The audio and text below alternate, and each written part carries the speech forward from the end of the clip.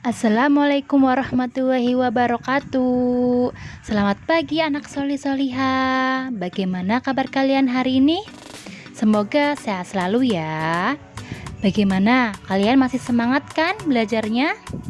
Oke, harus tetap semangat ya anak solih-soliha. Materi yang akan Ustazah jelaskan hari ini yaitu di tema 2G pada subtema 1 di pembelajaran 1 dan 2. Oleh karena itu, kalian simak ya penjelasan dari Ustazah. Sebelum pembelajaran kita mulai, alangkah baiknya kita membaca basmalah terlebih dahulu ya. Bismillahirrahmanirrahim. Sebelum kalian menyimak dongeng yang akan Ustazah tampilkan, kalian terlebih dahulu harus mengerti apa itu dongeng. Nah, dongeng adalah cerita yang tidak benar-benar terjadi. Dan di dalam dongeng itu ada dongeng tentang hewan. Nah, dongeng hewan itu biasa disebut juga dengan fabel. Jadi, fabel itu merupakan dongeng hewan atau cerita hewan yang tidak benar-benar terjadi. Selanjutnya, mari kita simak dongeng yang berjudul Kecerdikan Menumbuhkan Kebaikan berikut ini.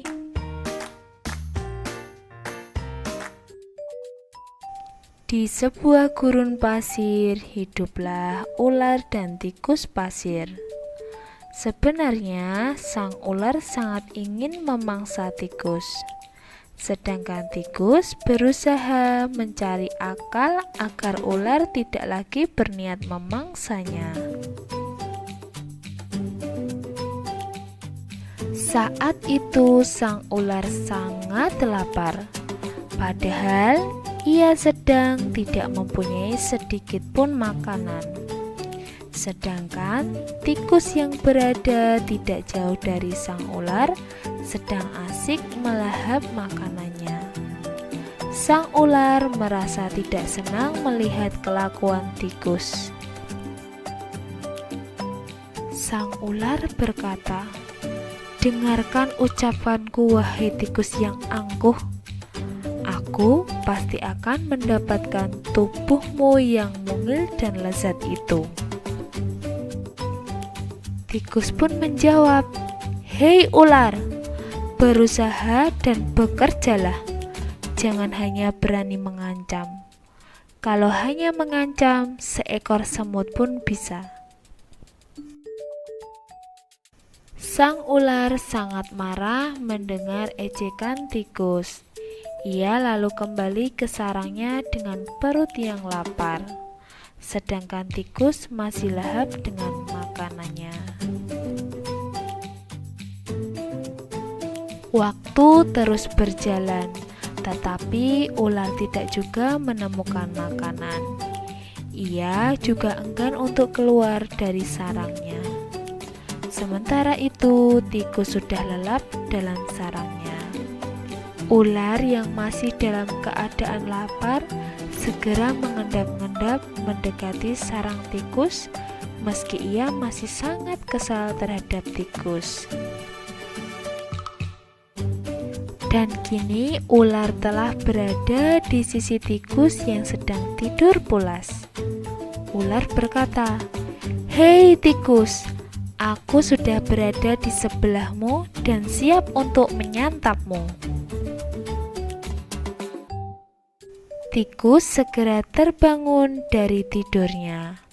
Sambil berpura-pura menguap, ia mulai memutar otak agar bisa lolos dari cengkeraman sang ular. Tikus lalu berkata, "Tunggu dulu ular sahabatku. Kalau kau ingin memakanku, kau harus berpikir dulu. Kita hanya berdua di sini, tidak ada hewan lain. Jika kau memakanku, maka kau akan sendiri. Kau tidak akan mempunyai teman yang dapat kau ajak mencari makan. Kalau begitu, kau tidak akan makan dan akhirnya kau akan mati." Sejenak sang ular terdiam. Ia mencoba merenungkan nasihat tikus. Ular pun berkata, "Jadi, kita tidak bisa hidup sendiri?" Tikus pun menjawab, "Tentu. Bukankah kita bisa berteman dan tentunya kita dapat mencari makan bersama? Bukankah itu lebih menyenangkan daripada nantinya setelah kau memakanku, kau hanya akan hidup sendiri?"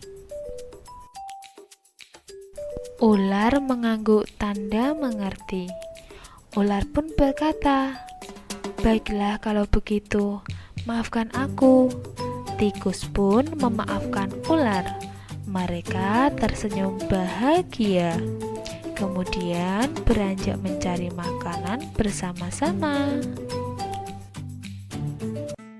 Nah, setelah teman-teman tadi menyimak dongeng tersebut, sekarang ayo jawablah pertanyaan berikut.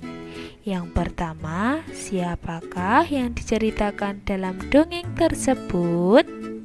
Yang kedua, bagaimana kecerdikan tikus? Dan pertanyaan yang ketiga, mengapa ular dan tikus dapat hidup bersama?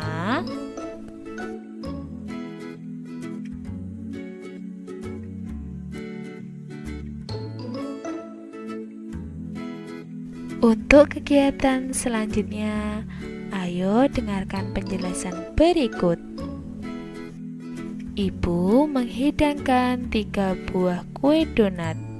Setiap kue dipotong menjadi 2 potongan sama besar. Siti, Ali, dan Ayah mengambil masing-masing 1 potong. Siti sangat senang bersama keluarga di rumah. Teman-teman, untuk selanjutnya kita akan belajar bersama mengenal pecahan. Ayo perhatikan gambar donat berikut. Gambar donat yang pertama yaitu dari awal utuh, kemudian dibagi menjadi 2 bagian sama besar, yang mana masing-masing mendapat setengah, satunya lagi setengah. Sedangkan untuk gambar donat yang kedua yaitu awalnya utuh, kita bagi menjadi 2 bagian tidak sama besar, di mana yang satu bukan setengah dan bagian yang satunya lagi bukan setengah.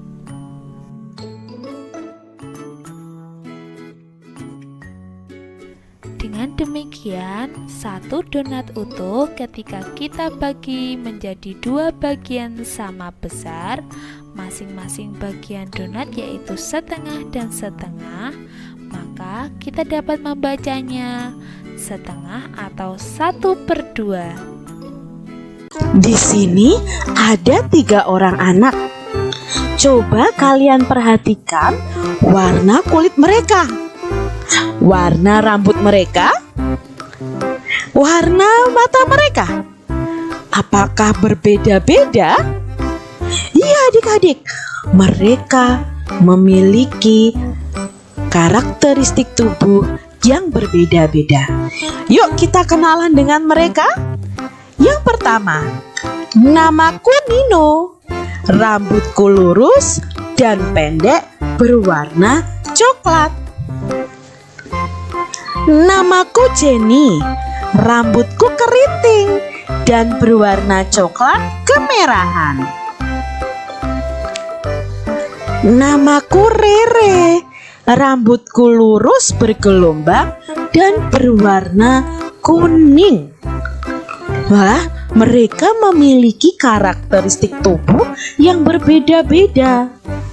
Ada yang rambutnya lurus, keriting, bergelombang, dan sebagainya. Coba kamu amati teman-temanmu. Apakah ada yang sama denganmu? Setiap orang diciptakan berbeda-beda adik-adik. Walaupun berbeda, kita ini semuanya adalah ciptaan Tuhan. Pasti baik adanya. Tuhan menciptakan manusia itu begitu sempurna. Walaupun kami berbeda karakteristik tubuh, kami tetap rukun, kata si Niko. Jadi adik-adik, walaupun kalian berbeda karakteristik tubuh dengan teman-teman kalian, kalian harus tetap hidup rukun. Kami saling menghormati dan tidak mengejek, kata Jenny. Mereka saling menghormatin walaupun berbeda karakteristik tubuh. Mereka tidak mengejek. Ih, rambut kamu jelek ya. Ih, warna kulit kamu hitam ya. Tidak boleh seperti itu adik-adik. Jadi kita harus menghormati dan tidak mengejek teman-teman kita yang berbeda karakteristik tubuh dengan kita. Kami juga selalu bermain bersama. Perbedaan itu indah loh, kata Jenny. Walaupun kalian berbeda, kalian harus selalu bermain bersama. Perbedaan itu indah. Perbedaan itu tidak menjadi penghalang kita untuk bermain dengan orang-orang di sekitar kita, adik-adik. Jadi jangan sampai kalian membeda-bedakan saat bermain. Setiap orang memiliki ciri khas yang dapat dirasakan secara langsung, yaitu ciri tubuh dan ciri fisik. Misalnya warna kulit, tinggi badan, bentuk rambut, perbedaan agama.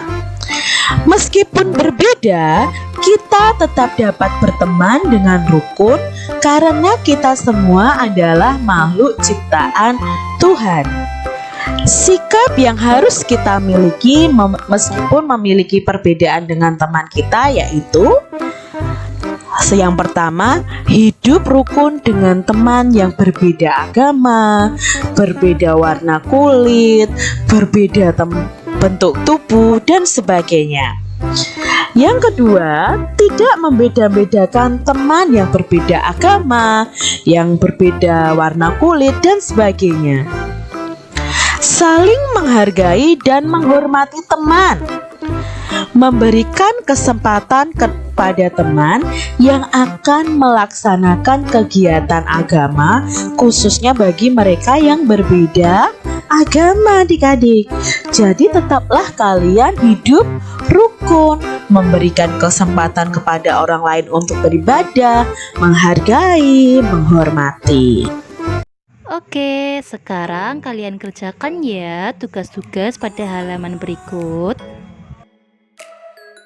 Demikian penyampaian materi dari Ustazah.